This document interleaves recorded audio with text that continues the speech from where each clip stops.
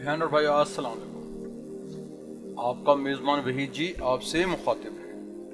खैरियत मौजूद खैरियत मतलूब बलगल उलाबे कमाल ही कशफत जावे जमाल ही हसनत जमियो के साल ही सल्लू अलैहि व आलिही।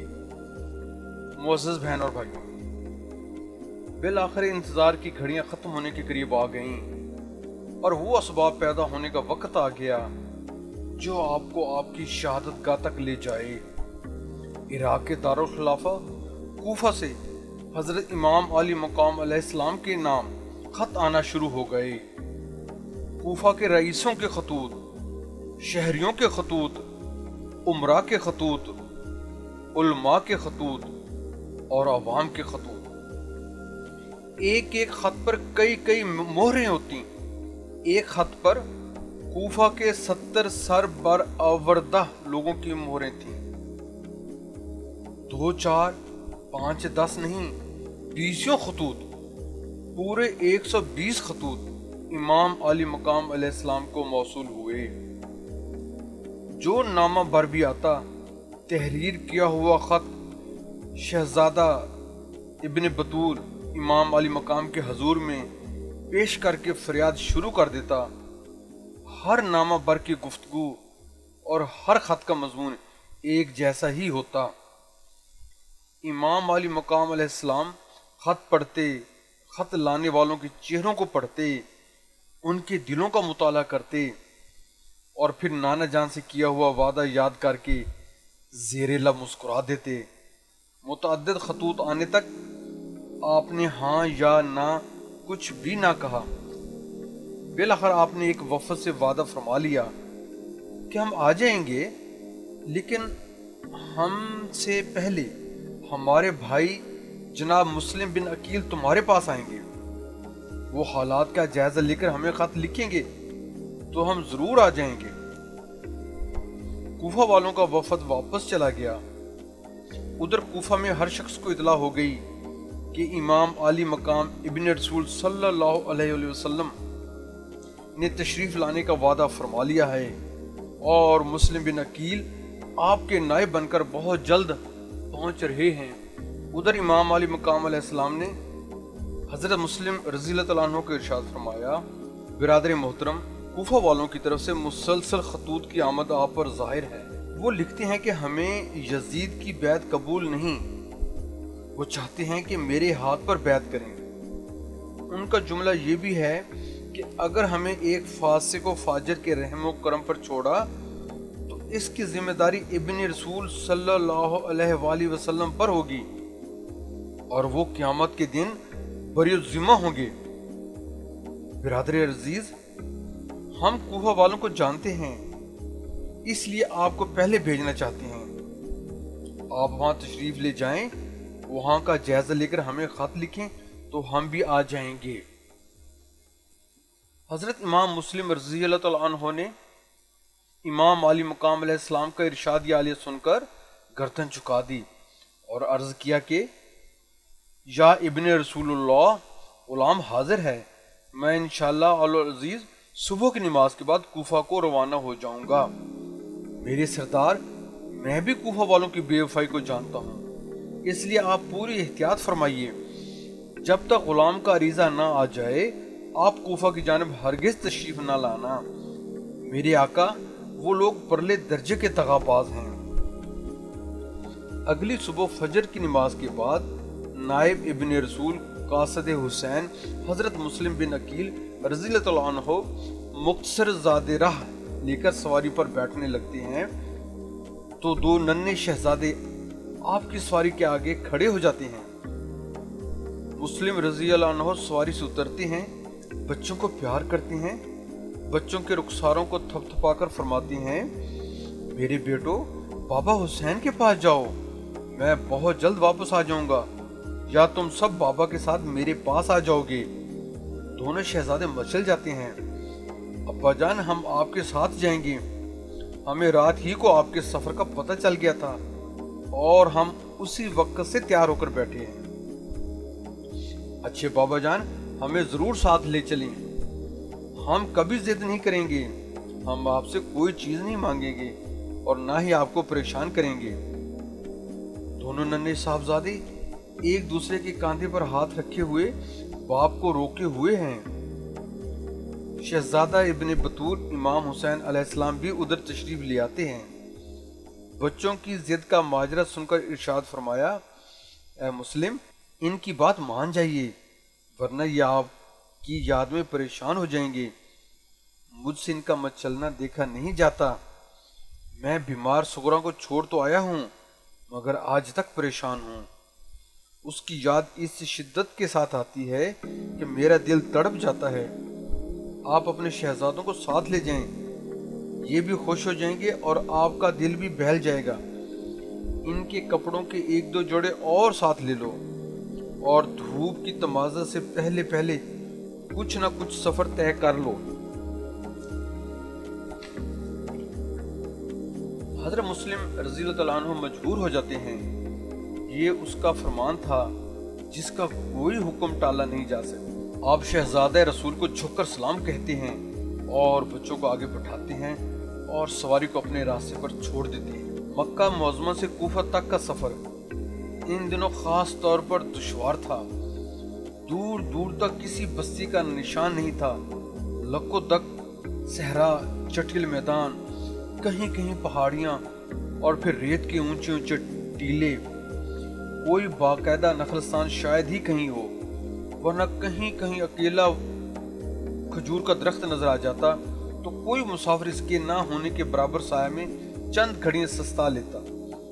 البتہ بعض مقامات پر خاردار جھاڑیوں کے جھنڈ پھیلے ہوئے نظر آتے ہیں۔ پانی کا دور دور تک نشان نہیں۔ اس جان کا سفر میں امام علی مقام علیہ السلام کے نائب حضرت مسلم رضی اللہ عنہ اپنے پھول سے شہزادوں کو ساتھ لیے ہوئے چلے جا رہے ہیں۔ نہ دھوپ کی پرواہ ہے نہ پیاس کا ڈر۔ بچوں کو کئی بار پیاس کی شدت بے قرار کر دیتی ہے، لیکن انہیں اپنا وعدہ ہر وقت یاد رہتا ہے کہ ابا جان ہم ضد نہیں کریں گے اور نہ ہی ہم آپ کو پریشان کریں گے۔ کہیں کوئی قافلہ نظر آ جاتا تو آپ اس کے ساتھ پڑاؤ ڈال کر رات بسر کر لیتے اور صبح کو قافلہ والوں کے اٹھنے سے پہلے ہی اپنا سفر شروع کر دیتے۔ گرم گرم ریت کے بگولے جب سواری کو اپنی لپیٹ میں لیتے ہیں تو ننھے بچے آنکھوں پر ہاتھ رکھ لیتے ہیں، لیکن کب تک؟ ریت کے ذرات آنکھوں میں پڑ جاتے ہیں، بچوں کی آنکھیں بار بار ملنے سے سرخ ہو جاتی ہیں۔ راستہ کی پریشانیوں کو کہاں تک بیان کیا جا سکتا ہے؟ ان حالات کو وہی لوگ سمجھ سکتے ہیں جن کو کبھی ایسے سفر سے واسطہ پڑا ہو۔ جوں جوں سفر ختم ہو جاتا ہے کوفہ شہر دور سے نظر آتا ہے۔ آپ سواری کو تیز کر دیتے ہیں۔ بالآخر مارکہ کربلا کا پہلا شہید شہر میں داخل ہو جاتا ہے۔ حضرت مسلم رضی اللہ عنہ کی آمد کی اطلاع جنگل کی آگ کی طرح پورے شہر میں پھیل جاتی ہے۔ کوفہ کے لوگ جوک در جوک آپ کی زیارت کے لیے حاضر ہو جاتے ہیں۔ خوش آمدید، لبیک اور مرحبا مرحبا کے نعروں سے کوفہ کا بازار گونج رہا ہے۔ آپ کو نہایت عزت و احترام، شان و شوکت کے ساتھ رئیس کوفہ مختار ثقفی کے گھر ٹھہرایا گیا۔ وہیں پر کوفے کے دوسرے زما اور روسا جمع ہو جاتے ہیں۔ ان میں بیشتر تعداد ان لوگوں کی ہے جن کی طرف سے امام علی مقام علیہ السلام کو خط لکھے گئے تھے۔ چند مشہور لوگوں کے نام یہ ہیں: سلمان بن سرو خزاہی، مصعب فرازی، رافع بن شداد، عارب، رکار، اشب، عبد الرحمن بن منحف، عبداللہ فیف، طارق آمش، مختار ثقفی، ابی عبیدہ اور قاضی سری وغیرہ۔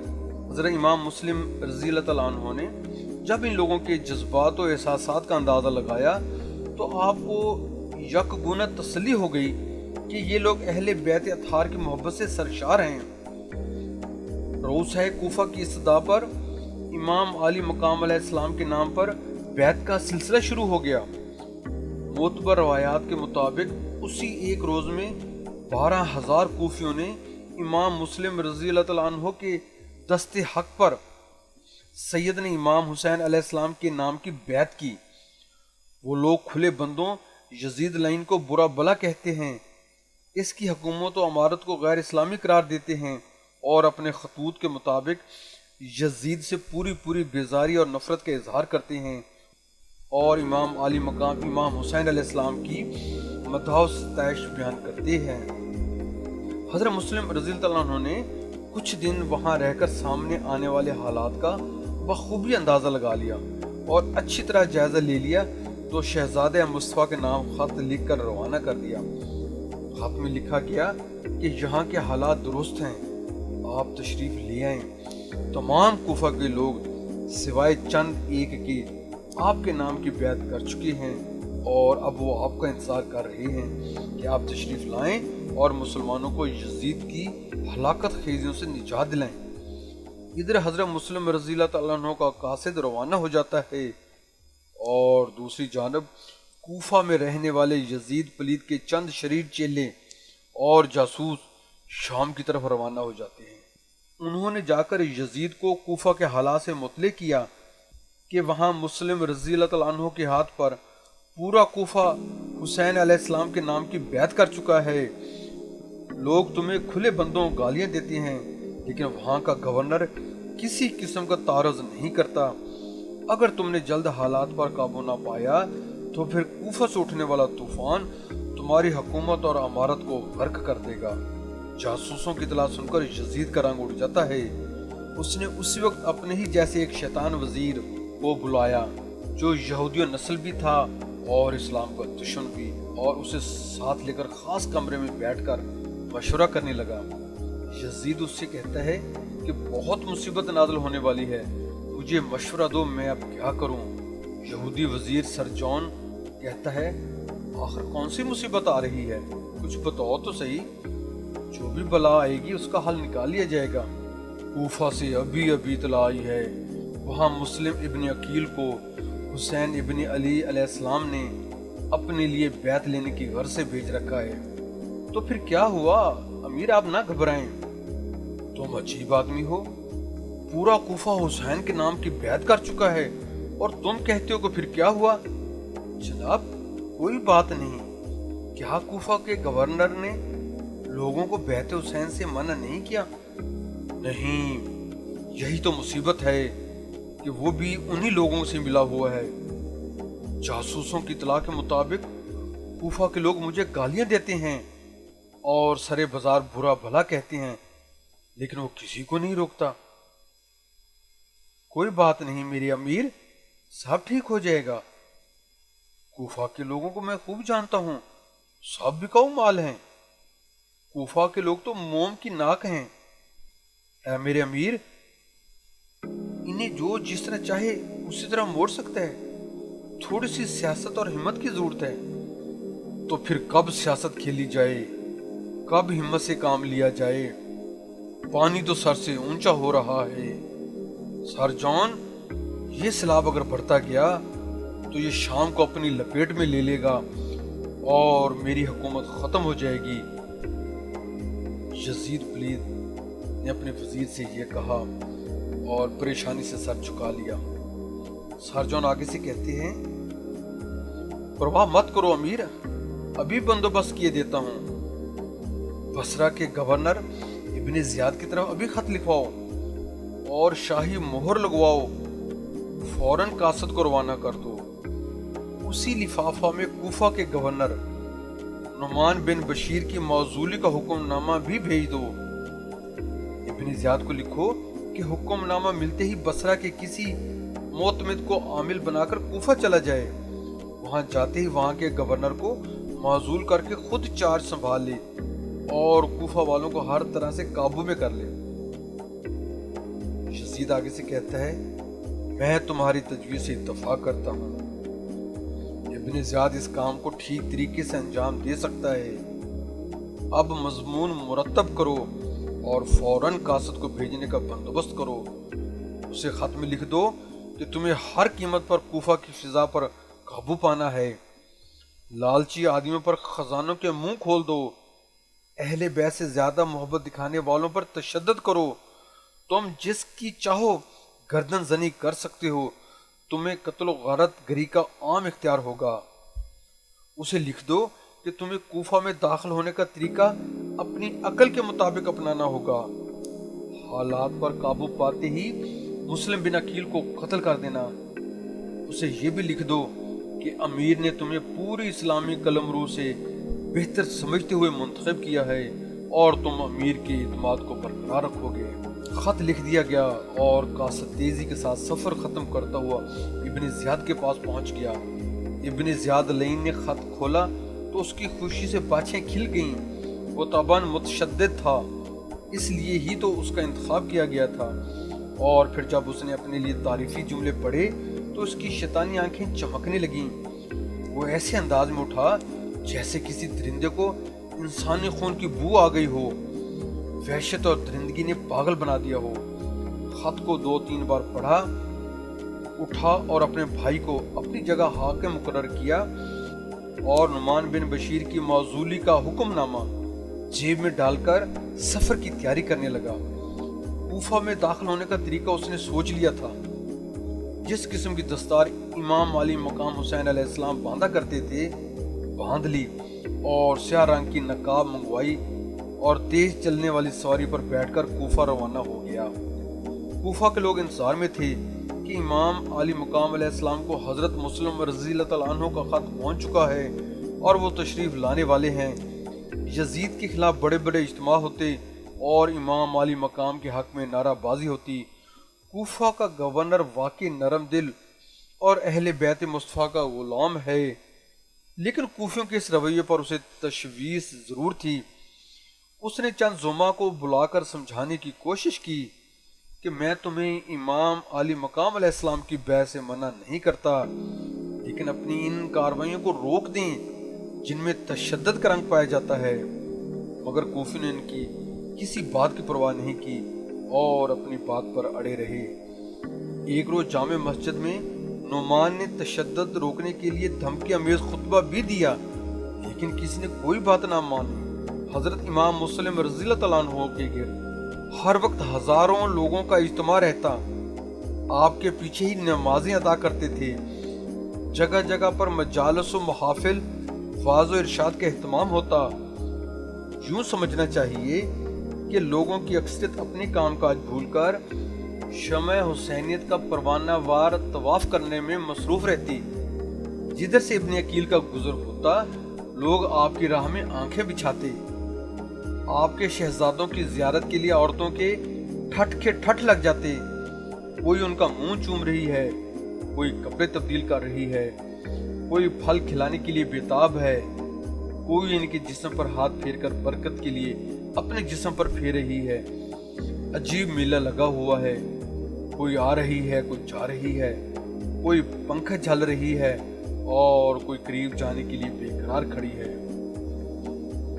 معزز بہن اور بھائی، آخر میں آپ سے ملتمس ہوں کہ اگر آپ ہمارے چینل پر نئے آئے ہیں تو ہمارے یوٹیوب چینل وحید جی پوئٹری سبسکرائب کر کے بیل آئیکن پر کلک کر لیں تاکہ ہماری ہر آنے والی ویڈیو کا نوٹیفیکیشن آپ کو جلد سے جلد مل سکے، اور ہماری ویڈیوز کو لائک کریں اور ان کو اپنی گروپس، دوستوں، فیس بک اور واٹس ایپ پر شیئر کریں، اور کمنٹس باکس میں اپنی قیمتی آراء سے ہماری رہنمائی فرمائیں۔ آپ کے یہ پیار بھرے اقدام ہمارے لیے حوصلہ افزا ہوں گے۔ جزاک اللہ۔